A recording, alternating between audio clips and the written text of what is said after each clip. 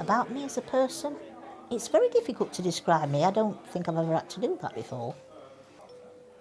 I enjoy life, and anything it throws at me, I'll try. When I make a friend, they're like gold to me. I'm very exacting, but I'm just thankful it's when I'm trying to do some good. Because I would imagine that if I was trying to do some harm, Rottweiler isn't the word. I just don't give in. I don't know. I would say that I'm probably quite a laid-back person, yet quite outgoing. I quite like socialising and talking to people. Some of my friends might say I suffer from verbal diarrhoea quite a lot, because if there's a silence in the room, I'll probably be the one to break it. Someone said to me the other day that I'm a very happy person and I've made a difference to their life. Hello.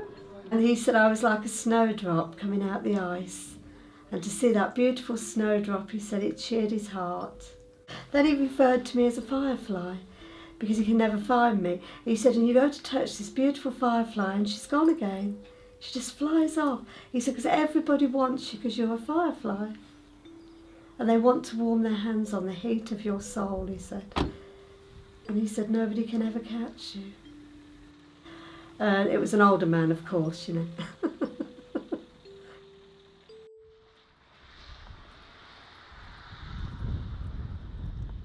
A Model Conversation is an oral history project. We're interviewing 20 people with various physical disabilities or long-term health conditions about their life stories from when they were born right up until the present day. One of the main aims of the project is to see how things have changed for people with disabilities or with health conditions as society has moved from the medical model of disability to the social model of disability. And briefly, the medical model was something that was prevalent up until the 1970s, the 1980s, which said basically that if you have a disability, there is something wrong with you that medicine will treat or cure. And what the social model says, and the social model is what we believe in here at the Cambridgeshire Alliance for Independent Living, is that there is nothing wrong with the person, there is something wrong with society, and that if society can adapt, then there is no reason why somebody living with a disability can live a totally full and comprehensive life. The project is called The Model Conversation because we think that this is a subject that needs to be spoken about much more. I think that generally most people who do not have a disability are generally well-meaning, but there is a sense of almost embarrassment when it comes to engaging with people with disabilities. The idea of talking to the carer rather than the person with the disability. There's also a sense of not really knowing how to approach people, which I think can only really be broken down by dialogue. And that's partly what we're trying to address in this project. By asking people about their lives at great depth, and not just about their disability or health condition, we're getting a view of the whole person as a person, with the disability being only secondary. And I think that if we can get that concept out there and let people know that it's just about engagement, then we would be doing a lot to improve things, both for people with disabilities and society as a whole. Creating dialogue is never bad, and that's really how you solve every problem by the end of it.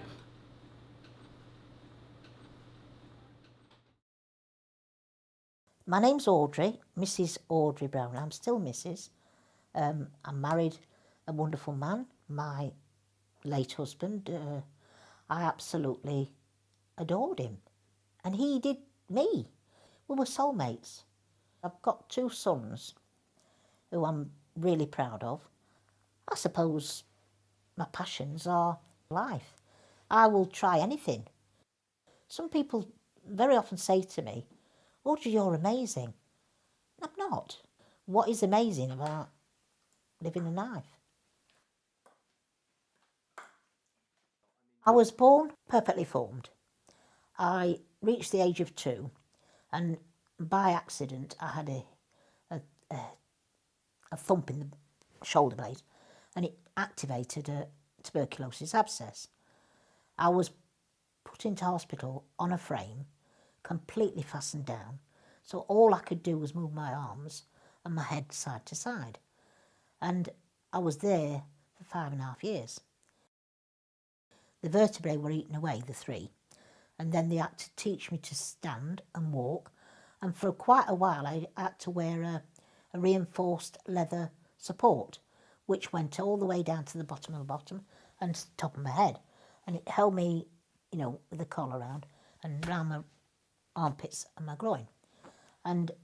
But apparently I don't remember a day of it, possibly because it traumatised me too much. But I did learn to perceive other people, and I talked and talked, and I still can't stop talking. I'm not ever wanting anybody's sympathy. That is not me. I would shrink away from that at 60 miles an hour going backwards. I've always tried to do, I'm okay, I'm normal, I'm just like anybody else. I know I'm not unrealistic in that I know there's certain things I can't do, but I don't see myself as different, so I don't act any differently. Being disabled, which is a label that people put on you it's not necessary. It doesn't mean that you can't enjoy everything that you see or do, because I really do. I've got a love of life that it's outstanding, and I think it should be for everyone.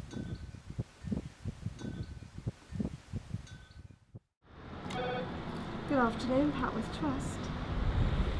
My name is Barbara Harrison, and I volunteer in various capacities.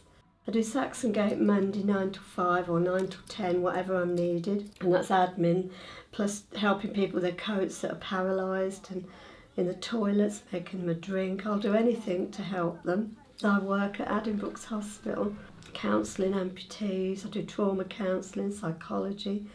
I like to do a variation because I'm the sort of person, I like to run at 100 miles an hour. Even though I can't run, I can run in my mind. And then when I drop down dead, at least I'll have had a good time. I consider myself thoroughly lucky because I took control of my disability. I was so fed up with people calling me peg leg. Then I had to beat them up or trip them up, you know. And I was getting really angry with this. I thought, whew.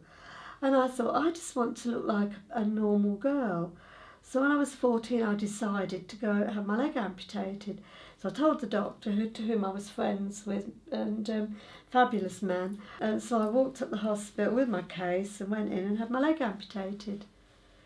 People said to me, do you go to bed in your leg? Do you wear this? I go, why? Does it worry you? I watch people come into where I work and they lower their eyes because they're embarrassed by some of the people I work with. And they all come round my desk and I make them all laugh. What am I like? What are you like? I make them happy because that's what life's about. They're people. They are normal people. They have a heart, they have blood, they live like us. Their bodies are just not the same. But that doesn't mean they don't love, they don't care, they don't cry. And we should be treating everyone the same. And by doing that, we will make them realise that they can do more for themselves than they can. Thank you for your help, Barbara. I'd appreciate it. That's all right. Any time, young man. They help me. Because if I didn't do what I do, what would I do? Nothing. I'd be nobody. So what I do makes me feel better. By helping people, I get a lot out of it. It makes me a person. Else I'd be nobody. And I love the fame. I guess people would say I'm a positive person. I guess most people would say that. I'm enjoying life most days. Cambridge is a town I love, and I think there's a lot of people here that I get on with really well because of the kind of values Cambridge has and the kind of values I have, I suppose. You're cerebral guardian reading types around here more than average, and that's me as well. So I find, it's easy to make friends here. Yeah, that's probably the most important thing about my life, really, is my friends. And I feel very lucky to have so many really good friends. Yeah, I really do. My best friend was here a couple of weeks ago, and he said, "How would I sum you up in 2 words, Mark?" And he said, "Crippled faggot." Talking about political correctness, yeah. But when I was diagnosed with MS, I was doing a master's degree. I was in Canada. Oh, I had an appalling time in Canada with doctors, appalling. And the neurologist I saw said, "I want you to go to a clinic and have a test." I said, "Can you tell me what you think might be wrong with me?" And he said, "No, I don't want to say anything yet. I just want you to go to this clinic." And over the sign it said, "Multiple Sclerosis Clinic." And that was the first, that was how I found out that I might have MS when I was 26. So it was just unbelievable. Yeah. I think I didn't want to accept it myself that I had MS, and I think I genuinely believed that MS was something that I could make go away if I handled it properly. My experience in the last 10 years has been a lot better. I've got an excellent GP here. I had a good neurologist who's unfortunately moved. I don't know whether that's just things have got better in the last 10 years, or if I'm back in England, if I'm less paranoid. I remember when I was in hospital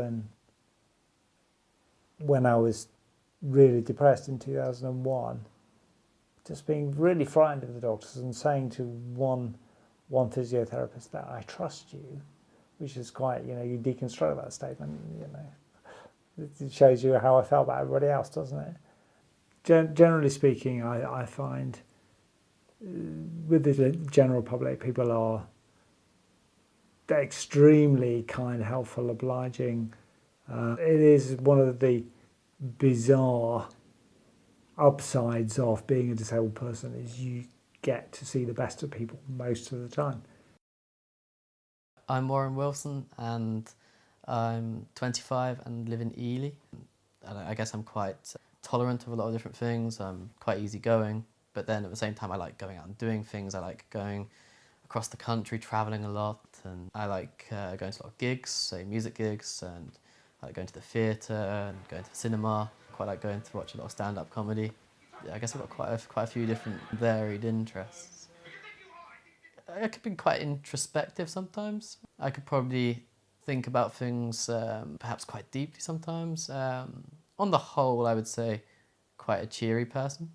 I enjoy a laugh, but then I really love art that's made by really sort of melancholy souls. The first time I became aware that I guess my sight was deteriorating was around about the time of my 19th birthday. And that was the first time I was told that I could go blind. And that moment was really difficult to take in. I guess the conclusion I came to was that, I don't know, it's very cheesy, but I guess life is very precious. And I think from that point onwards, I realised that it's best to look forwards and cherish everything there is about what you've got, whether it's a sunny day or whether it's even the sound of the rain hitting the windows or this, that, the other. It's very idealistic and airy-fairy and dreamy, but I guess it's what helped me very quickly move on emotionally. I remember at the hospital there's someone, I'm not sure the official title of her position, but she's an eyesight liaison officer or something like this. And she was able to help with, I guess, the next steps, what you do next. And she was able to help me with a lot of the really boring bureaucratic stuff, like applying for benefits that you're entitled to. She was also able to put me in touch with the local Charity for the Blind campsite, where I was able to learn to use a computer, again, learn to touch type, use screen reading software. And I even surprised myself how quickly I managed to seem to get to grips with that. I started working for Campsite after I'd finished university. I'm a fundraiser there, and the role really encompasses a lot more than that. The job title is fundraising ambassador, and I do talks in schools and do talks to different companies, different, say, social groups like the National Citizenship Service. But I would say a lot of people struggle to imagine someone with a visual impairment maybe having quite a pleasant life, just living like everyone else. I guess if in any way I would like to make a difference, no matter how large or small, I guess I'd like to think that explaining to people what my experience of sight loss is like and how I feel living with a visual impairment is, hopefully that will improve the way society views visually impaired people.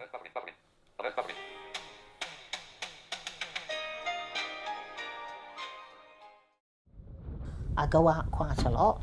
While ever I can get about on my scooter, which I desperately need now. I don't want to be on my own. That's probably why I go out so much. I do go quite often. I'm like most women, I like shopping for clothing. And of course I love to go to the theatre in the evening. But that hasn't been so easy. It's all this thing about being independent. I just will not give up. Right, here we are. And shopping generally, I tend to take the long way round. If you're on a busy shopping day, I will get out the way, but most people don't even see me sometimes.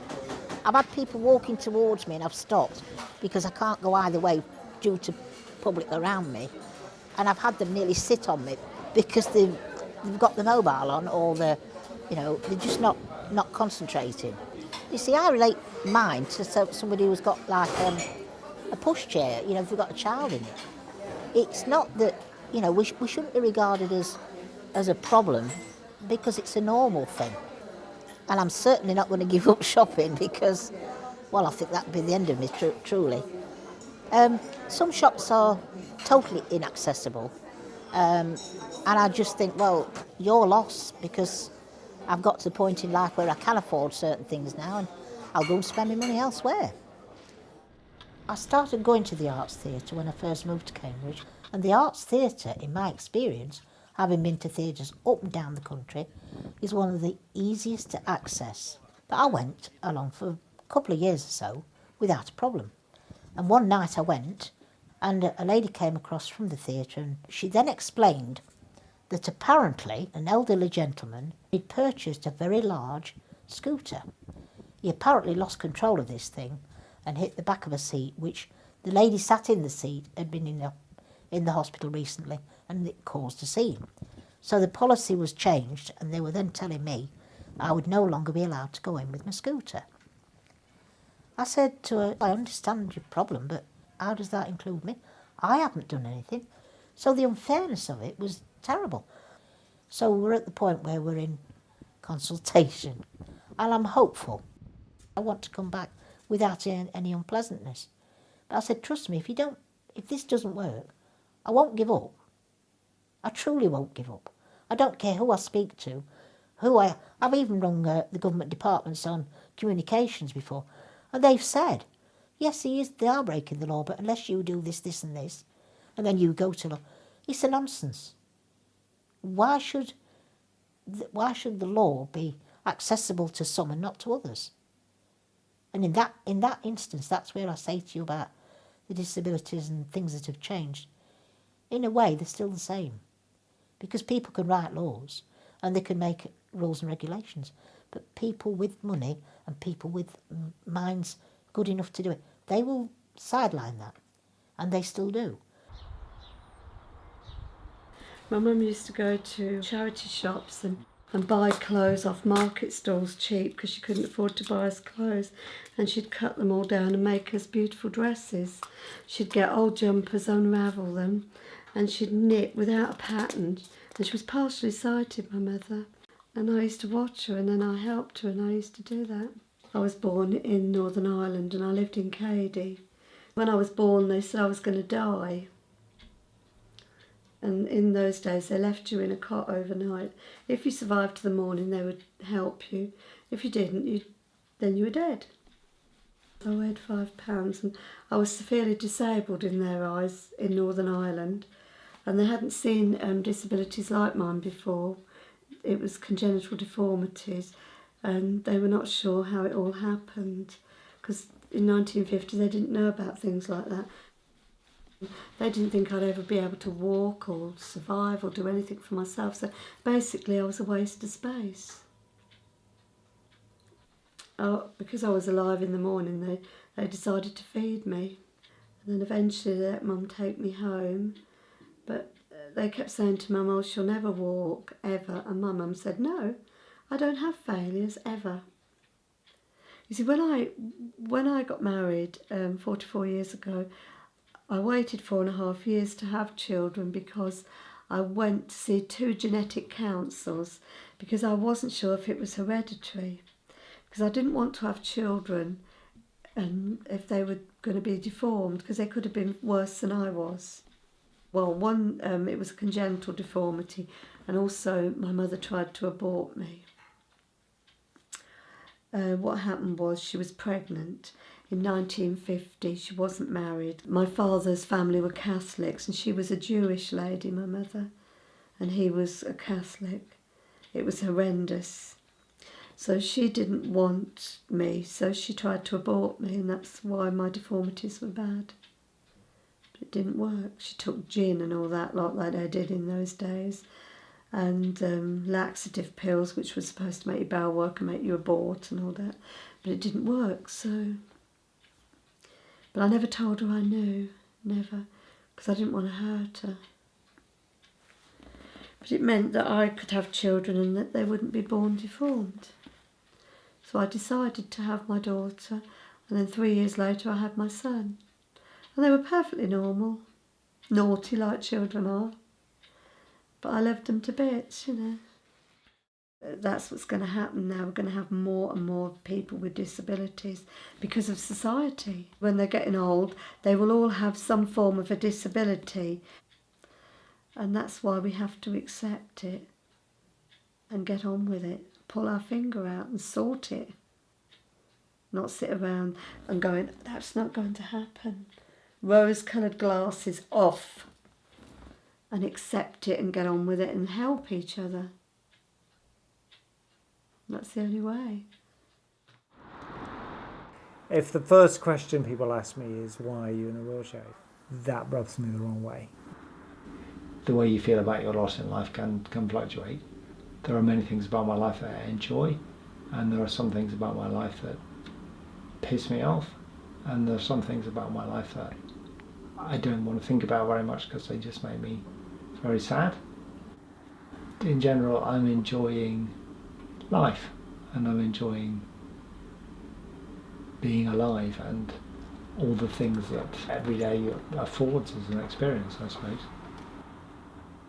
The way I feel about music itself, I mean, my relationship to it has had to change because of physical limitations. I don't allow myself to think about it in depth much because it's just, I can't look it in the face really.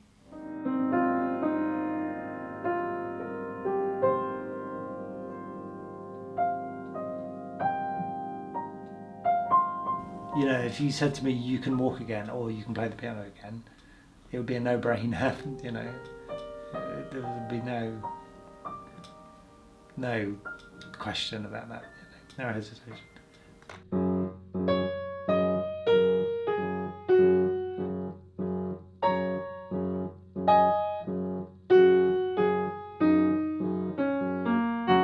I love my job. Just a wonderful opportunity to relate one-on-one to a child and get them motivated and get them enjoying what they're doing, connecting with the music. It's fantastic.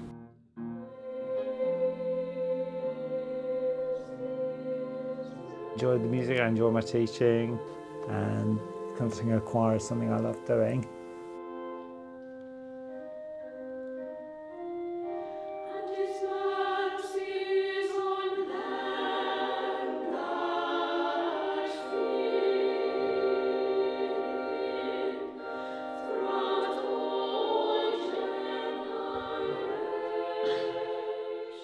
I just get so much enjoyment and satisfaction from music.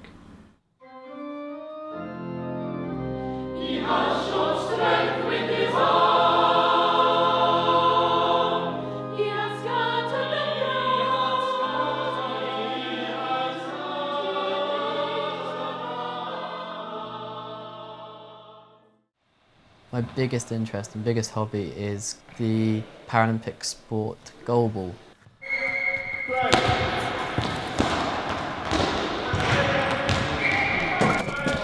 I love that sport so much. You put shades over your eyes and you throw this ball from one end to the other. Well, I think my favourite thing about goalball is probably the social side of it.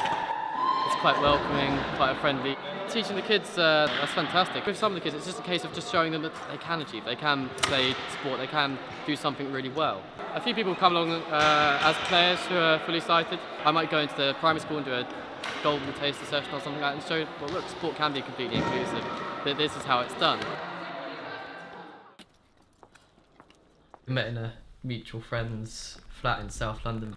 It was through this organised trip by this charity called Victor, which supports people, visually impaired people 29 and under, and the trip they'd organised was this trip to Sicily.